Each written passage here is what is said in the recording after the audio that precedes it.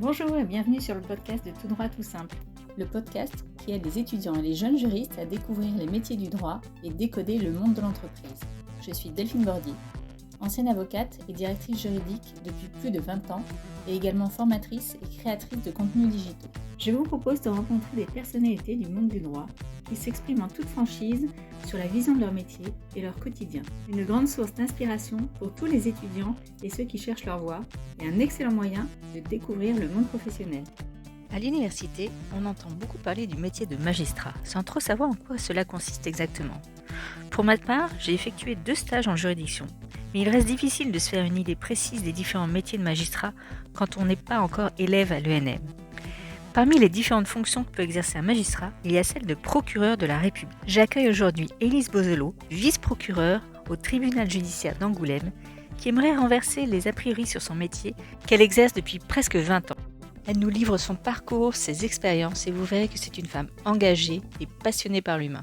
Bonjour Élise et merci d'avoir accepté mon invitation sur le podcast Tout droit tout simple. Alors aujourd'hui, on va parler de magistrature et surtout de parquet. Est-ce que vous pouvez tout d'abord vous présenter en quelques mots?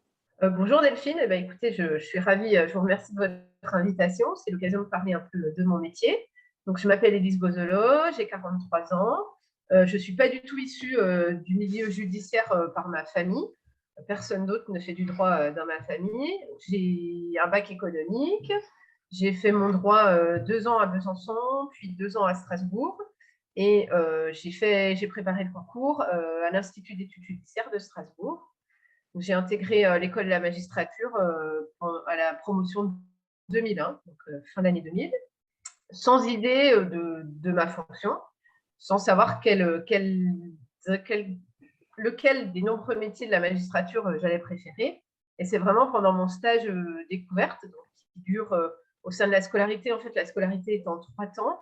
Un temps d'école pure, où on a vraiment des cours, un temps de stage qui dure à peu près 1 an. C'est là que j'ai vraiment découvert la fonction que j'aimais. Et puis ensuite, une fois qu'on a choisi son premier poste, on a encore un temps de préaffectation qui dure presque 6 mois pour vraiment être au point au moment de prendre notre fonction. Ouais, donc il y a une formation vraiment très commune à toutes les fonctions de magistrat. On n'est pas formé spécifiquement pour être procureur ou juge assis. C'est une formation qui est très globale. Non. D'accord. C'est une formation très globale puisqu'en fait, au long de notre parcours, on pourra changer de fonction. On ne choisit pas procureur ou juge. Tout au long de notre vie professionnelle, on peut changer et c'est ce qui fait aussi la richesse du métier. Est-ce que vous pouvez justement nous rappeler où se situe le procureur dans la hiérarchie d'un tribunal judiciaire et comment est organisé justement un tribunal judiciaire? Avant, ça s'appelait TGI, enfin tribunal de grande C'est instance. ça, exactement. Alors, un tribunal judiciaire, en fait, c'est une triarchie. Il y a 3 têtes à la tête de la juridiction. Il y a le ou la présidente qui a la fonction d'organiser l'organisation des juges, donc le fonctionnement du tribunal, des diverses audiences de ces juges. Il y a le procureur qui, lui, va être à la tête d'une équipe, donc, où lui va avoir vraiment une direction, mais aussi une animation de sa politique pénale avec des procureurs adjoints, des vice-procureurs, des substituts selon la taille du tribunal. Et puis, il y a le directeur de greffe qui, lui, assure la direction des fonctionnaires. Voilà, donc tous les greffiers et agents qui se trouvent au sein du tribunal. Et quelles sont les missions, alors, les responsabilités d'un procureur, d'un vice-procureur, de substitut, enfin, le parquet, quelles sont les missions, en fait, du parquet? Alors, les missions du parquet, elles sont triples. La première mission, ça va être la direction et la construction de l'enquête. Donc, même si on ne le voit pas souvent à la télévision, c'est le procureur qui déjà choisit son service d'enquête, qui ensuite va diriger l'enquête, donc va donner des instructions, des consignes à ses enquêteurs policiers ou gendarmes ou autres types d'enquêteurs sur la façon dont il veut qu'une enquête soit conduite. Et les enquêteurs vont régulièrement lui faire part de l'avancée de l'enquête. Et à la fin de cette enquête, quand le procureur va estimer que soit que l'infraction est établie, soit qu'elle ne l'est pas, c'est lui qui va prendre la décision du renvoi devant le tribunal, devant quel tribunal et dans quelles conditions. Voilà. Et quand vous dites choisir ses services d'enquête, ça veut dire quoi? Il choisit de travailler avec tel ou tel département ou gendarmerie, police? Enfin, ça veut dire quoi? Voilà, ça veut dire que, par exemple, si un procureur estime que tel service d'enquête est plus compétent dans telle matière que tel autre, il va pouvoir lui donner cette enquête et le service d'enquête ne peut pas refuser cette enquête, même si, par exemple, ce n'est pas son secteur géographique habituel. Parce que sinon, la police et la gendarmerie, ça se divise entre, on va dire, grosso modo, ville et campagne. La police, c'est pour la ville, les gendarmes, c'est pour la campagne. Mais si, par exemple, on a une enquête que pour une raison qui nous est propre, on se dit ça, les gendarmes le feront mieux ou ça, la police le fera mieux, on peut tout à fait transgresser les règles habituelles de distribution des dossiers. La deuxième fonction du procureur, ça va être lors du procès de représenter la société. Donc, c'est là qu'il est en fait une partie, c'est la différence avec le juge. Hein. Le juge, c'est celui qui tranche, qui donne la décision à la fin, au civil comme au pénal. Le procureur, il est là au pénal et il va expliquer en quoi il estime que son infraction est caractérisée, en quoi elle est grave, et il va proposer une peine au tribunal qui lui semble la plus adaptée à la gravité des faits et à la personnalité de l'auteur. Et est-ce que c'est le procureur qui qualifie l'infraction? Oui, c'est le procureur qui qualifie l'infraction. Alors, le tribunal a un petit pouvoir d'appréciation de requalification dans certains cas, mais sinon, le tribunal, il est limité par le choix qu'a fait le procureur. Par exemple, s'il voit une autre infraction dans le dossier qui n'a pas été poursuivie par le procureur, il ne peut pas juger la personne sur cette infraction-là. Oui, ce n'est pas le juge d'instruction qui qualifie les faits, c'est le procureur. Alors, en fait, toutes les affaires ne passent pas par l'instruction. Oui. Donc, déjà, il y a la plupart des dossiers ne vont pas à l'instruction. Donc, il y a un lien direct entre le procureur puis l'audience devant le tribunal. Et même pour le juge d'instruction, en fait, c'est le procureur qui saisit le juge d'instruction par un réquisitoire introductif d'un certain nombre d'infractions, limité donc dans la nature, dans le temps et dans le lieu. Et le juge d'instruction, il peut parfois demander à être saisi de faits en plus, mais il ne peut pas s'auto-saisir de telle ou telle infraction dont le procureur ne l'aurait pas saisi. Et puis, la troisième mission du procureur, ça va être l'animation d'une politique pénale, c'est-à-dire que comme le procureur, lui, contrairement au juge, il n'est pas impartial, ce n'est pas lui qui prend la décision à la fin, il a cette possibilité d'aller dans des instances avec des politiques, avec d'autres administrations, avec des associations, pour essayer de faire bouger les choses, alors soit de valoriser l'action de la justice, soit d'améliorer, de chercher des outils, des méthodes pour améliorer le fonctionnement de la justice. Avec qui, justement, le procureur, il travaille en étroite collaboration? Parce que là, vous avez fait un petit éventail. On voit que vous avez quand même de nombreux interactions avec des acteurs très différents, en fait. Est-ce que vous pouvez faire un petit panorama rapide? Oui, voilà. Alors, effectivement, la fonction du parquet, c'est ça qui est très, très intéressant, c'est qu'on est vraiment le carrefour de tout. Alors, il y a déjà nos collaborateurs, on va dire, de tous les jours, c'est nos collègues du siège, parce que le parquet n'est pas soumis au secret du dossier. Donc, lui, il peut communiquer des informations aux uns et aux autres. Donc, s'il voit, par exemple, la situation inquiétante d'un enfant dans un dossier de juge d'instruction, il peut prendre les informations chez le juge d'instruction, les donner au juge des enfants pour qu'il puisse prendre en charge la situation de l'enfant. Il peut, si un juge aux affaires familiales qui juge un divorce voit une infraction grave qu'il veut dénoncer pour faire une enquête, par exemple, il se rend compte qu'un parent maltraite ses enfants, il donne cette information au procureur, c'est le procureur qui fait l'enquête. Donc, il y a déjà cette première collaboration-là au sein du tribunal, avec les avocats aussi, qui sont nos partenaires du quotidien. Et ça veut dire qu'il peut le faire aussi avec les journalistes, par exemple?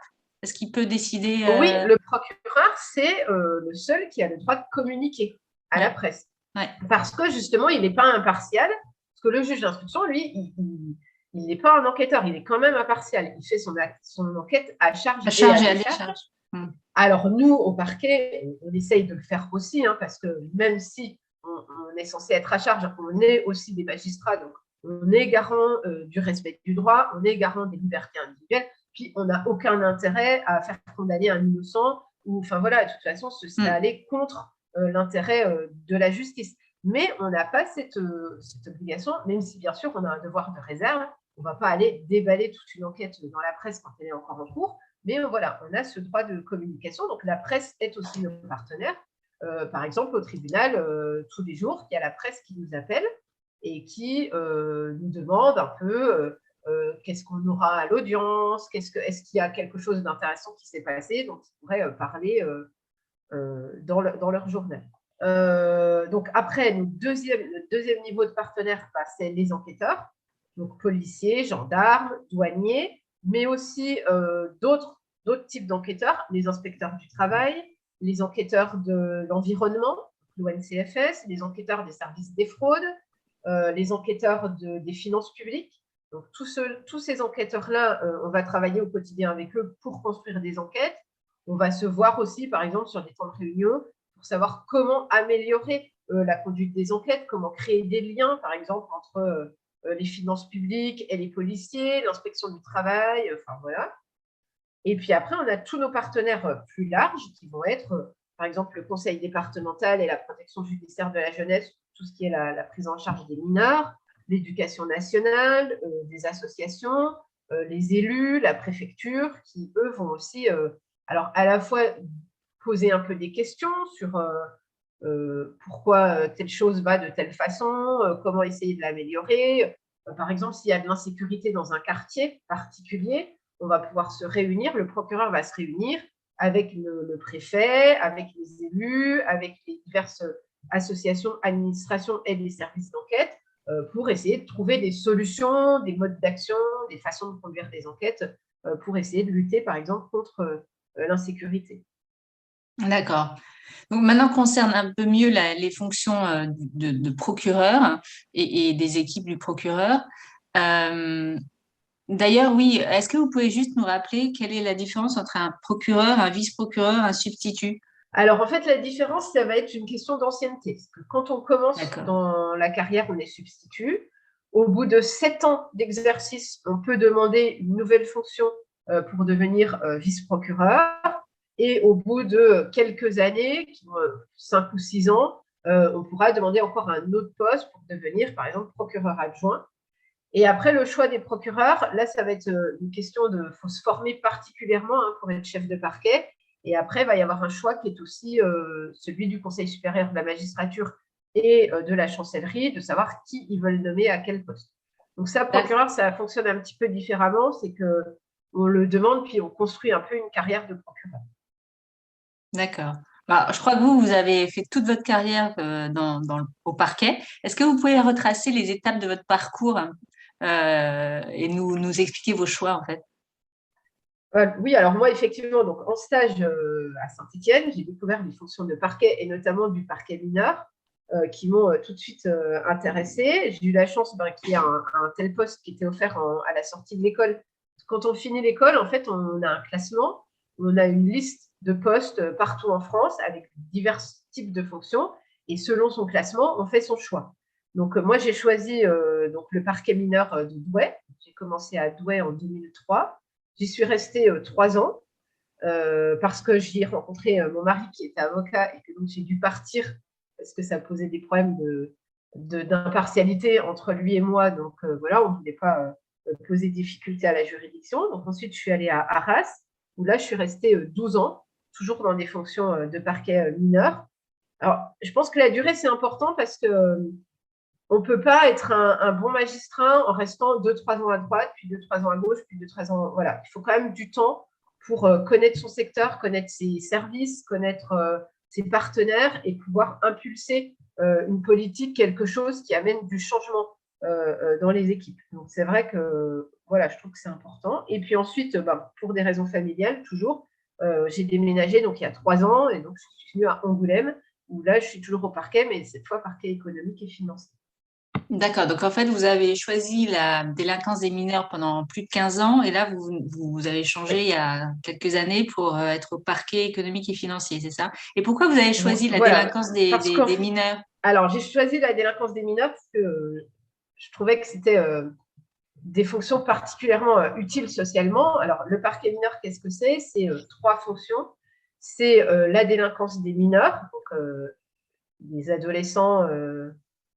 dès qu'ils ont l'âge de raison, en tout cas jusqu'à une réforme récente, c'était de l'âge de raison jusqu'à 18 ans. Ce qui est intéressant, c'est que c'est une période de vie particulière, l'adolescence, où à la fois l'ado, il va être dans la transgression normale, c'est-à-dire qu'à l'adolescence, on vient réinterroger la loi, Donc, il faut aussi savoir préserver le fait qu'un adolescent peut poser 1 ou 2 actes de délinquance, un vol à l'étalage, un usage de stupéfiants, sans qu'il faille détruire son avenir. On sait que, par exemple, une mention au casier judiciaire, ça interdit certains concours. Donc, c'est important d'avoir du discernement à cet âge-là. Et puis, ce qui est intéressant aussi, c'est que c'est des adolescents, ça change très vite. Donc, c'est vrai que quand on prend la bonne décision au bon moment avec un mineur délinquant, on peut voir très vite sa progression et le fait qu'il redresse la barre.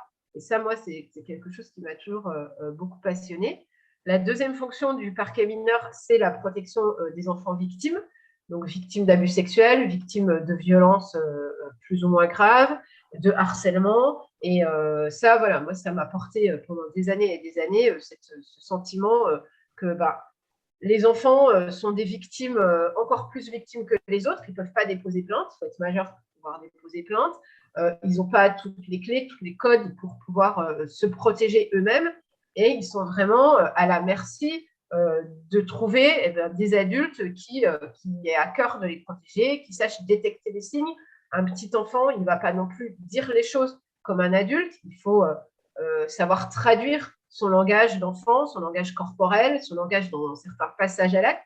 Par exemple, un enfant qui va avoir des comportements sexualisés à l'école maternelle ou à l'école primaire, mais vraiment petit, il ne faut pas le vivre comme un délinquant en puissance. C'est sans doute un enfant qui subit lui-même des abus sexuels. Donc, on va aller l'interroger sur pourquoi tu fais ça à l'école, pour qu'il puisse venir nous dire mais qu'est-ce que tu as vécu qui fait que toi, tu fais ça avec les copains d'école, et essayer effectivement de l'aider, de l'accompagner dans cette forme d'appel au secours qu'il envoie en posant ces actes-là. La dernière fonction du parquet mineur, c'est l'assistance éducative, donc qui va un petit peu avec les victimes, c'est-à-dire qu'à la fois un enfant victime de quelque chose, on va traiter au plan pénal, essayer de trouver l'auteur des faits et de le faire condamner. On va aussi devoir le protéger de sa famille s'ils ne sont pas capables de le protéger, ou de l'auteur de ces faits, ou d'aider une famille qui est en difficulté, qui n'arrive pas à proposer une éducation adaptée à son enfant. Et voilà, alors c'est difficile, mais c'est aussi un sentiment d'utilité sociale très important. Par exemple, quand on vous appelle de l'hôpital pour un petit bébé qui arrive avec des fractures ou qui a été secoué, et que vous arrivez à la fois à sortir l'enquête, mais à protéger cet enfant, voilà, on se dit, je sais pourquoi je me suis levée pour aller travailler ce matin. Ouais. Et juste, alors on parle enfants, adolescents. Est-ce que vous pouvez nous rappeler les règles justement en matière de délinquance des mineurs, l'âge de majorité pénale, 13 ans, 16 ans? Est-ce que vous pouvez faire un petit rappel de ces règles?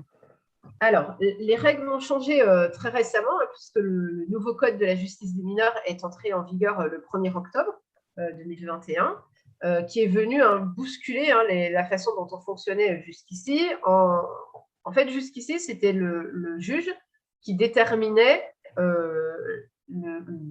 l'âge de raison, on va dire, la responsabilité pénale du mineur en fonction de son développement, parfois d'une expertise qu'on demandait à un psychiatre quand vraiment l'enfant était jeune et qu'on se demandait par rapport à la nature des faits s'il se rendait compte que c'était mal, puisque finalement la responsabilité pénale, c'est ça, c'est savoir au moment où on le fait que ce qu'on fait est mal et interdit. Et donc là, la réforme est venue dire qu'avant 13 ans, il y a une irresponsabilité pénale de principe qui, pour être combattue, devra amener à faire des expertises pour démontrer que le mineur était pénalement responsable. Alors, ça peut paraître plus protecteur à l'égard des mineurs délinquants. En réalité, nous, ça nous inquiète un peu parce que des pédopsychiatres en France, en tout cas en dehors de Paris, il y en a extrêmement peu, qui sont déjà débordés de travail et pour lesquels on demandait plutôt des expertises dans des cas complexes, lourds, où là, il y avait une vraie plus-value. Faire une enquête, faire une expertise coûteuse pour dire qu'un enfant de 12 ans qui vole dans un magasin sait que c'est interdit, voilà, moi, ça me paraît un peu aberrant. Je pense qu'effectivement, quand on on renverse 10, en fait 11, 12 ans, voilà, exactement, on renverse. En tout cas, avant, c'était à nous d'apprécier, et je ne pense pas qu'il y ait eu de cas qui ait pu défrayer la chronique où on aurait fait n'importe quoi. sur ce sens des responsabilités. Voilà, là, aujourd'hui, on nous met un certain nombre de blocages. Donc, à partir de 13 ans, un mineur qui commet un acte va pouvoir faire l'objet d'une sanction ou d'une peine. C'est-à-dire qu'avant, il y avait un âge auquel on ne pouvait mettre que des sanctions, jusqu'à 13 ans, donc à peu près de 10 ans à 13 ans. Un mineur qui commettait une infraction n'avait pas de peine, pas d'emprisonnement, pas d'amende. Il avait quelle que soit l'infraction. Quelle que soit l'infraction. Avant 13 ans, il n'y avait pas de peine. Donc, on allait poser des sanctions qui allaient être des mesures éducatives parce qu'on estimait quand même que vraiment, avant 13 ans, on est plus un enfant qu'un adulte. D'accord. Donc maintenant, avant 13 ans, il n'y a plus rien. Il n'y a plus de peine ni de sanction. Parce que si le mineur est irresponsable, on n'apporte aucune réponse pénale à ses actes. Et même si on inverse, comme vous avez expliqué, même si on prouve que… Donc, si, évidemment, pour tous les cas les plus graves, on fera des expertises pour dire qu'il était ou pas responsable. Et là, on pourra proposer des sanctions. Pour la bagarre de 6e à la sortie du collège, on ne fera pas d'expertise. Donc, on ne donnera pas de réponse. Pour un vol de bonbons dans un magasin ou un vol de je ne sais quoi, on ne fera plus de réponse. Parce qu'on n'aura pas les moyens de faire ces expertises pour ce type de délinquance-là. Donc, c'est un peu contradictoire avec en même temps ce qu'on nous dit de l'évolution de la société et de ces adolescents, dont il est vrai qu'ils rentrent de plus en plus tôt dans l'adolescence, ils posent des actes transgressifs de plus en plus tôt. À partir de 13 ans, il y aura des peines, mais là encore, là où avant, ça reposait beaucoup sur notre discernement de magistrat, de faire le choix de la peine ou de la sanction qui nous paraissait adaptée à la personnalité, aujourd'hui, ça va être enfermé dans des règles plus strictes, notamment sur certaines infractions punies. En fait, il y a des quantums d'emprisonnement encourus qui font qu'une infraction ne pourra plus forcément être sanctionnée d'une peine. C'est par exemple le cas des outrages aux forces de l'ordre. Voilà. Et ça nous contrarie aussi de nous dire que jusqu'à 18 ans, il n'y aura plus de peine qui puisse venir sanctionner un outrage fait à la police ou à la gendarmerie.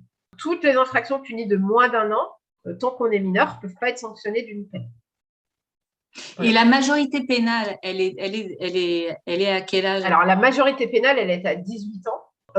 Quand on est mineur, il va y avoir divers stades pour aller en prison ou pas. Alors, notamment, il y a la différence entre la prison peine qui vient après que le tribunal ait prononcé sa décision de culpabilité. Donc là, c'est à partir de 13 ans pour la plupart des infractions. Et la détention provisoire, donc qui est la possibilité de mettre en prison un mineur juste après qu'il ait commis un fait, mais avant qu'il ait été reconnu coupable de ce fait-là, où là, en fait, c'est en dehors des crimes, c'est qu'à partir de 16 ans. Donc, entre 13 et 16 Eh bien, entre 13 et 16, donc on va convoquer le mineur devant le tribunal, mais jusqu'à sa comparution devant le tribunal, il n'y aura pas de mesure d'accompagnement et il n'y aura pas de possibilité de le mettre en prison, même si les faits sont graves en dehors des crimes. Pour les crimes, ça reste possible. Jusqu'à 13 ans, présomption d'irresponsabilité, majorité pénale à 18 ans, mais entre 13 et 16… On peut mettre des peines, mais que après que le tribunal ait jugé. Voilà. Mais par contre, c'est les mesures provisoires avant le jugement qui vont être différentes. D'accord. Voilà. Okay. Après, l'effet positif de cette réforme, c'est qu'elle est vraiment venue… Avant, il y avait des temps très longs avant qu'un mineur soit jugé. En fait, le raisonnement qu'on avait, c'était de se dire que parfois, ça donnait le temps au mineur d'évoluer et puis de venir devant le tribunal en étant un peu plus mûr, un peu plus, on va dire, intelligent dans son propos et dans sa réflexion. Le problème, c'est qu'avec l'engorgement de la justice, c'est vrai que parfois, ça venait très tard. Donc là, aujourd'hui, la réforme, elle a aussi pour objectif que le mineur comparaisse très vite devant le tribunal et que, en fait, ce ne soit qu'après qu'on regarde, après l'avoir déclaré coupable, on donnera un temps pour regarder son évolution avant de décider de la peine. Donc, ça sépare, en fait, la réforme de la justice des mineurs, va séparer la déclaration de culpabilité du choix de la peine. Et est-ce que vous estimez que ces nouvelles règles sont pertinentes au regard de l'évolution aussi de la société aujourd'hui?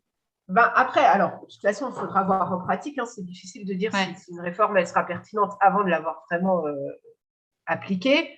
Dans les juridictions qui fonctionnaient bien, c'est-à-dire dans les petites et moyennes juridictions, nous, elle nous inquiète un peu, notamment sur cette histoire de mesures provisoires et de distinction de l'audience de culpabilité et de l'audience de peine, parce qu'en fait, ça rajoute énormément de travail aux magistrats, puisque ce qu'avant, on faisait en une seule audience, maintenant, il faudra en faire 2.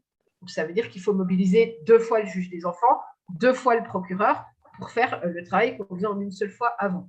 Après, je pense que pour les très grosses juridictions où ça fonctionnait plus difficilement, peut-être ça permettra de fluidifier un petit peu, en tout cas que le mineur il ait rapidement la réponse sur sa culpabilité par rapport à des faits. Après, il faudra voir aussi, le gros problème, c'est toujours un problème de moyens. C'est-à-dire que si la justice des mineurs avait les moyens de ses ambitions, je pense qu'il n'y aurait pas forcément eu besoin de cette réforme.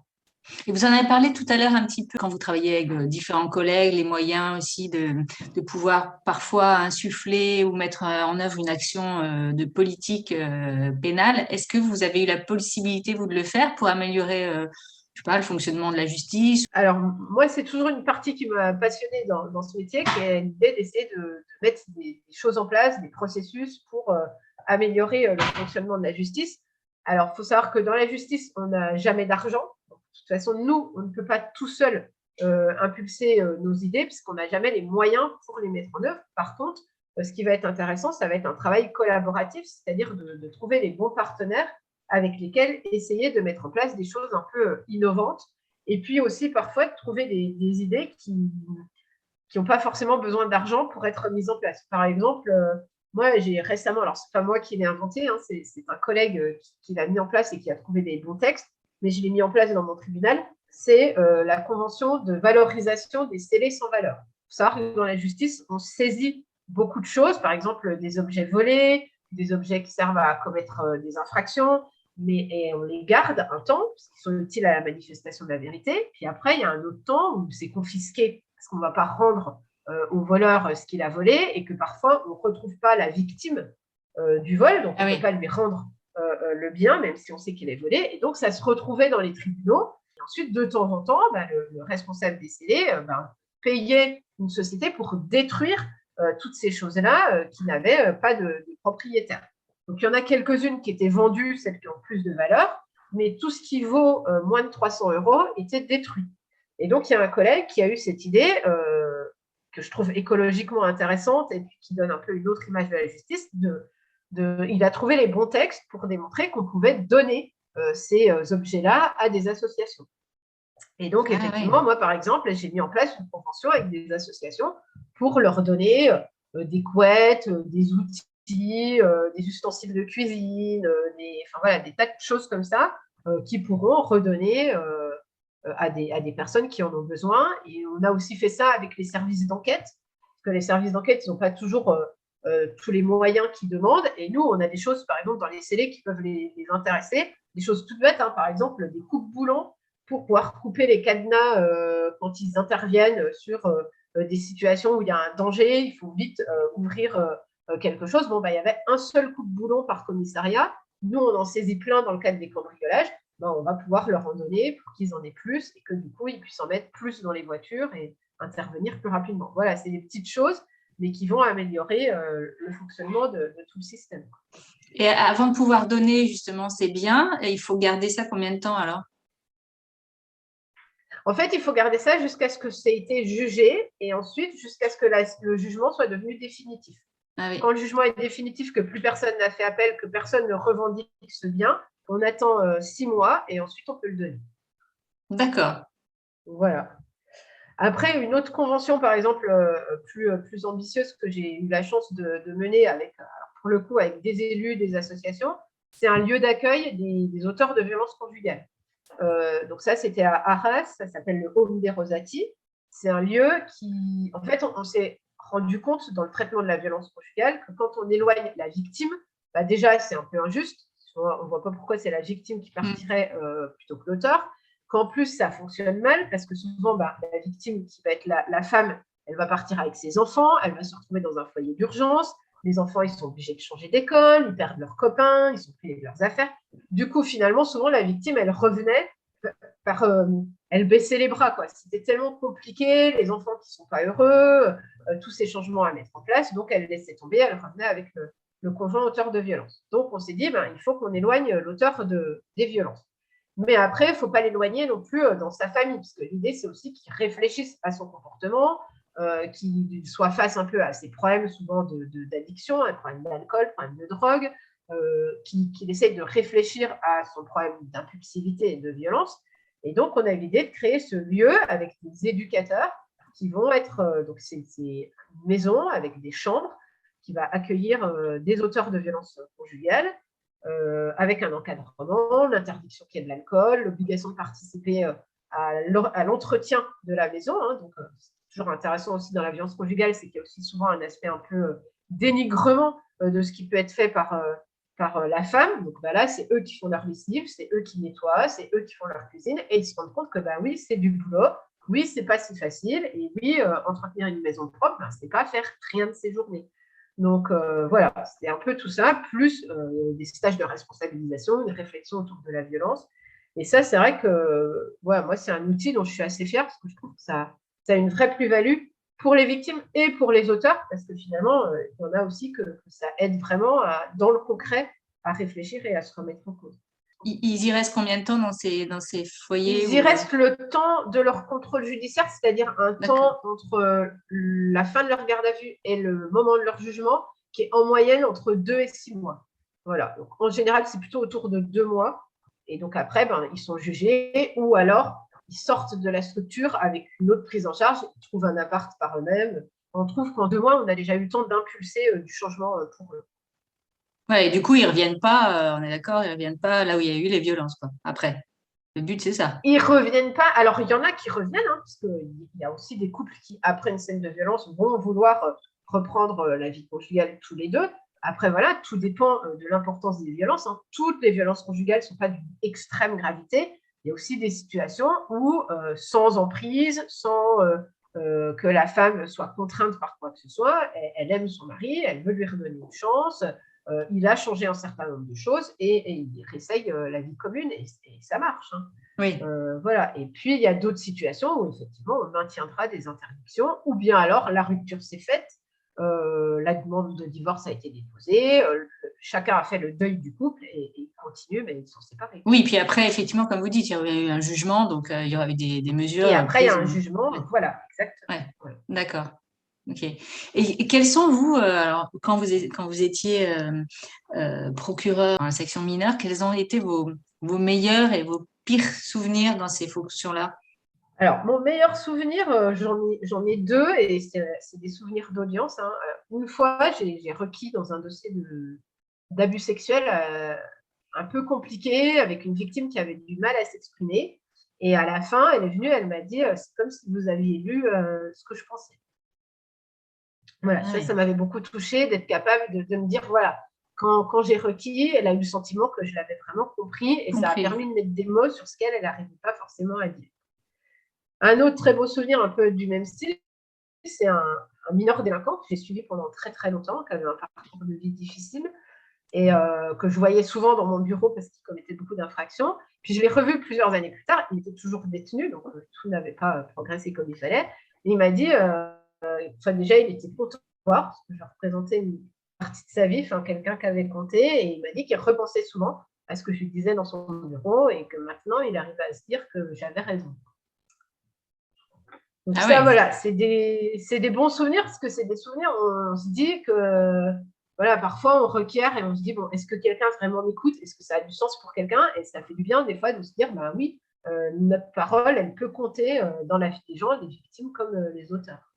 Oui, ils ne l'expriment pas forcément, mais en fait, vous savez par certains que… Il y en a qui écoutent, et parfois ça porte, et on se dit, bon, c'est quand même comme une petite graine qu'on sème. Et votre pire souvenir? Mon pire souvenir, alors c'est pareil, j'en ai 2. Alors, il y en a un qui est vraiment le pire, c'est une scène de crime que j'ai fait d'un petit garçon qui s'appelait Marc, qui avait 4 ans, qui a été tué à force de violence par son beau-père. Et donc, moi, j'avais 2 ans de parquet, je crois. J'étais encore toute jeune. Et donc, je suis arrivée sur cette scène de crime. Il y avait les policiers qui étaient là, et il y avait son frère plus grand qui dormait dans la chambre à côté, qui dormait. En fait, personne n'avait voulu y aller parce qu'ils ne savaient pas comment lui dire, quoi. Et donc, c'est moi qui ai dû aller dire à ce garçon qui avait 6 ou 7 ans, qu'il fallait qu'il ramasse ses affaires, qu'il s'en aille et qu'il ne reviendrait jamais dans sa maison, que son frère était mort, que sa mère allait aller en prison pour toujours et que voilà, et que sa vie, elle basculait à ce moment-là. Voilà. Et ça, c'est vrai que ça m'a hanté très, très longtemps. Et l'autre pire souvenir, mais c'est pas vraiment un pire souvenir, mais c'est pour dire que voilà, c'est aussi des fois quand tout tourne mal. Il y a des fois, vous tenez un dossier et vous avez beau y mettre toute l'énergie, il y a rien qui va. Ça, c'est vrai que c'est des moments difficiles du métier. Quand on se dit que la bonne volonté, ça ne suffit pas toujours, que votre enquêteur ne fait pas ce que vous attendez, que vous n'arrivez pas à mettre en place la prise en charge, que vous ne trouvez pas le foyer, que vous passez 50 coups de fil, que le pédiatre ne veut pas examiner l'enfant. Enfin voilà. Et ça, c'est vrai que des fois, c'est un autre aspect du métier. Mais parfois, tout s'organise bien. Parfois, vous avez le bon enquêteur, il est motivé, il est investi, il comprend ce que vous attendez, il arrive à faire du partenariat. Et puis, parfois, ça tourne mal. Et ça, ça fait toujours mal au cœur de se dire que si ça avait été un autre service d'enquête, un autre moment, une autre façon de faire, ça aurait pu mieux fonctionner. Ouais, donc, il ne faut pas se laisser décourager, quoi. Il faut être Non, vraiment résilient. Ouais, c'est ça. Alors, aujourd'hui, vous travaillez dans un domaine qui est complètement différent, parce que c'est le parquet économique et financier. Alors, est-ce que c'est peut-être moins éprouvant psychologiquement, mais ça doit être aussi passionnant? Quels sont les genres de dossiers que vous prenez en charge aujourd'hui? Alors, effectivement, le parquet économique et financier, c'est très différent. Il n'y a plus du tout cette… ça joue beaucoup moins avec les sentiments. Hein, voilà. Par contre, voilà, c'est un parquet qui est assez passionnant aussi sur plein d'enjeux. Alors, on prend en charge, par exemple, des dossiers de droit du travail. Et là, on retrouve le sentiment d'utilité sociale. Hein, c'est des dossiers de harcèlement au travail, des accidents graves du travail. Où on se rend compte que tout n'est pas fait pour le salarié, mais que c'est plus fait pour la rentabilité de l'entreprise. On va essayer là aussi de faire bouger les choses et puis d'aider des gens qui se retrouvent face à un système qui est assez dur pour eux, hein, où ils n'ont pas forcément les mêmes moyens que l'employeur, la grosse entreprise en face, et de se dire que de temps en temps, voilà. Moi, dans mes choix de ce métier de magistrat, il y avait aussi cette idée de justice pour tous. Voilà, qu'il n'y a pas que Kevin et Momo de la cité qui méritent d'être jugés quand ils volent un cyclo, mais que la délinquance en col blanc, les entreprises qui ont des gros moyens, les gens qui arrivent à mettre en place des stratégies plus compliquées, quand ils commettent des infractions, eux aussi, il faut qu'ils trouvent en face d'eux une réponse pénale qui vienne sanctionner leur manquement. Et c'est vrai que voilà, ça, c'est hyper intéressant. C'est que, alors, c'est exigeant intellectuellement parce que la délinquance, c'est une délinquance plus complexe, avec plus d'armes pour se défendre, donc qui savent utiliser tous les atouts de bonne et de mauvaise foi pour essayer d'échapper à leurs responsabilités. Donc voilà, il faut être stratège avec ces services d'enquête, mais en même temps, voilà, qui apporte parfois de belles satisfactions quand on se dit, voilà, là, j'ai fait quelque chose qui socialement me paraît avoir du sens, quoi, voilà, qui est plus compliqué que le vol à l'étalage, mais voilà, ça apporte cette satisfaction du travail accompli. Après, c'est un service qui manque cruellement de moyens. Hein. C'est une délinquance qui n'intéresse pas l'éthique, qui n'intéresse pas parce qu'elle vient attaquer un système qui se trouve que, franchement, la justice ferait mieux de s'occuper de la délinquance du quotidien et de ne pas trop venir les chercher dans ces moments-là, quoi, voilà. Mais ça fait rien, quoi. Du coup, ça donne encore plus envie de se battre et de sortir des enquêtes. Il y a certaines émissions de télé, justement, qui tentent de valoriser un peu la magistrature. Quel regard vous portez sur ces tentatives de vulgarisation, enfin, si on peut dire, par exemple, sur l'émission que vous connaissez, je suis sûre, Faites entrer l'accusé, ou quel est votre regard là-dessus? Alors, c'est vrai que on distingue deux choses. Hein. Il y a les séries télé qui sont de la fiction, où là, en tant que magistrat, on est toujours un peu triste de voir combien ça ne représente pas du tout notre métier. Et on vous appelle pas encore Alice Nevers, ça va? Non, ça va. Voilà, donc là, des fois, on aimerait que ce soit un petit peu plus réaliste sur la réalité juridique et judiciaire de la France. Et puis après, il y a ce qui sont plus des reportages, comme cette émission alors que je connais, mais que je regarde pas trop, parce que c'est vrai que quand on en a vécu soi-même, alors pas toute la journée, puisque peut-être entrer l'accusé présente quand même des procès avec des faits extrêmement graves. Donc heureusement, dans notre carrière, on n'a pas tous les jours ou tous les ans des dossiers de cette nature. Mais c'est vrai que c'est intéressant, parce que ça montre aussi la complexité des choses, le fait que l'investissement du magistrat ou du service d'enquête, le ressenti, la façon de communiquer entre nous, ça va jouer aussi pour pouvoir résoudre de graves enquêtes. Oui, ça décortique quand même pas mal. Enfin, c'est un vrai documentaire, là. Ça explique beaucoup mieux. Ah bah, pour le coup, c'est très réaliste sur le fonctionnement du système, la complexité, la longueur de certaines enquêtes, qui sont parfois pas longues juste parce qu'on n'est pas assez nombreux. Enfin, il y a aussi des enquêtes qui sont longues parce qu'elles sont complexes et qu'il va falloir être tenace, exploiter le moindre indice, le moindre petit élément pour pouvoir résoudre l'affaire. Donc ça, c'est vrai que c'est passionnant. Puis il y a des films aussi qui donnent... moi, je sais qu'il y a quelques années, il était sorti La tête haute, qui parlait justement d'un juge des enfants et qui était pratiquement, enfin en tout cas quand on l'a vu avec les collègues, c'était comme un reportage sur ce qu'on vivait, nous, dans notre métier de magistrat des mineurs. Voilà, oui. Donc c'est vrai que... Et ça fait du bien, parce qu'on se dit, finalement, il n'y a pas que les magistrats qui ont conscience de cette complexité-là, du monde des mineurs. Enfin, c'est ça qui est parfois difficile.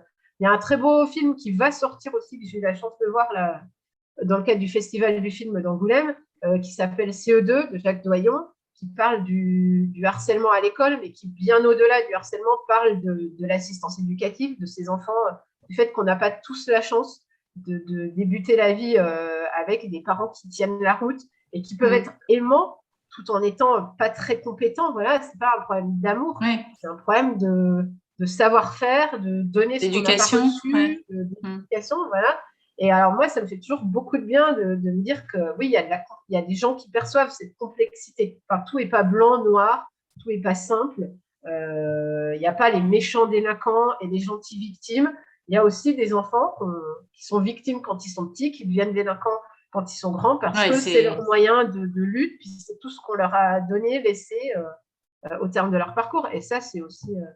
voilà, ces films-là font du bien, parce que parfois, on a un peu cette impression fausse d'être les seuls à mesurer cette complexité quand on voit ce qui nous est renvoyé par un certain type de médias ou d'émissions où tout serait simple et tout se résoudrait d'un claquement de doigts.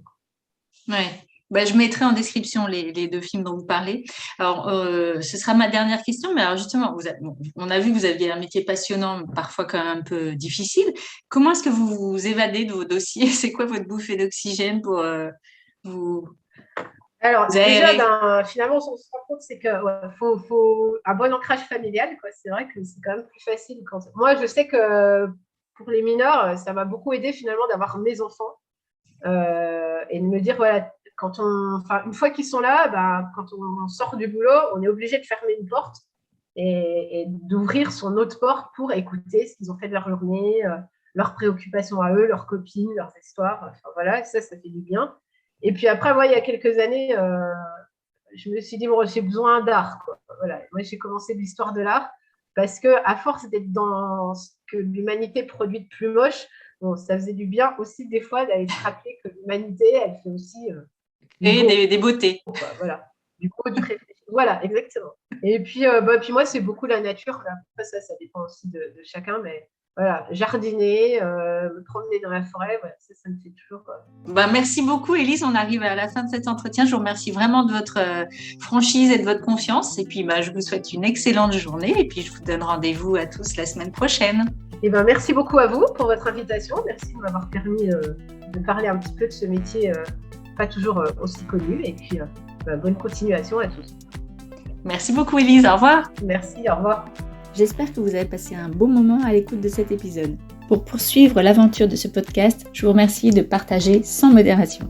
Si vous ne l'avez pas encore fait, allez visiter mon site www.toutdroittoutsimple.com. Enfin, si vous avez une envie de partager votre expérience, votre vision du métier ou vos idées nouvelles sur les métiers du droit, n'hésitez pas à me contacter. À bientôt!